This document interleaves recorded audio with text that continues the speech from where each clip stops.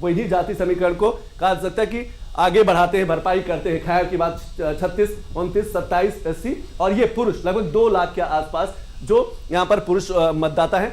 Kundarki seat बेहद महत्वपूर्ण, मुस्लिम आबादी आप देख सकते हैं जो है 60% है, यानी कि यही फैक्टर, ये जो आप देख सकते हैं जाति समीकरण, ये तय करेगा कि कुंदरकी का विधायक कौन होगा।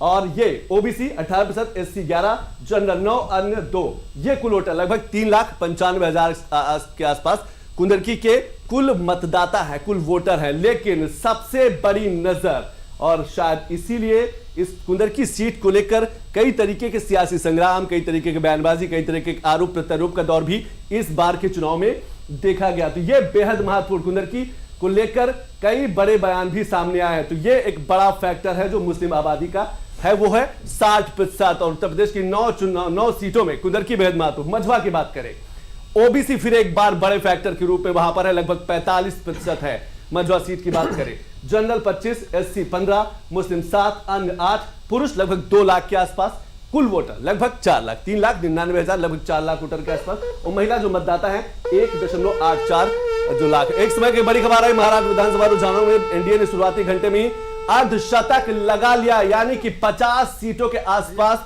जो महाराष्ट्र विधानसभा में वो एनडीए पहुंच चुकी है। यानी कि ये सिर्फ रुझान है, अभी परिणाम आने बाकी है।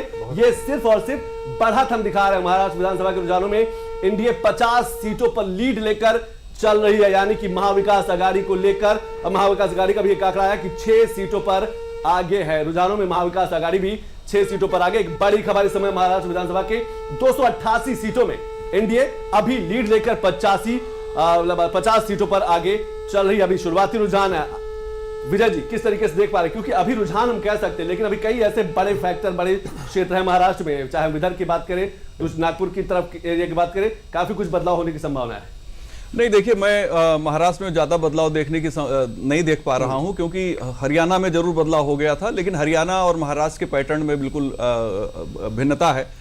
मुझे लगता है कि लाडली बहना योजना का भी चमत्कार है, और साथ में वहां का जो सरकारी सिस्टम है और जो लोग बैलेट पेपर यूज़ करते हैं, पोस्टल बैलेट यूज़ करते हैं, वो उन लोगों को लगता है कि शिंदे की सरकार ज़्यादा ठीक है। क्योंकि जो पिछली सरकार थी जिसमें जो महाआघाड़ी की, उसमें एक्सटॉर्शन और थ्रेट और तमाम चीज़ें, ऐसी जो घटनाएं सामने आई थी, उससे लोग शायद असंतुष्ट थे, सरकार भी गिरी।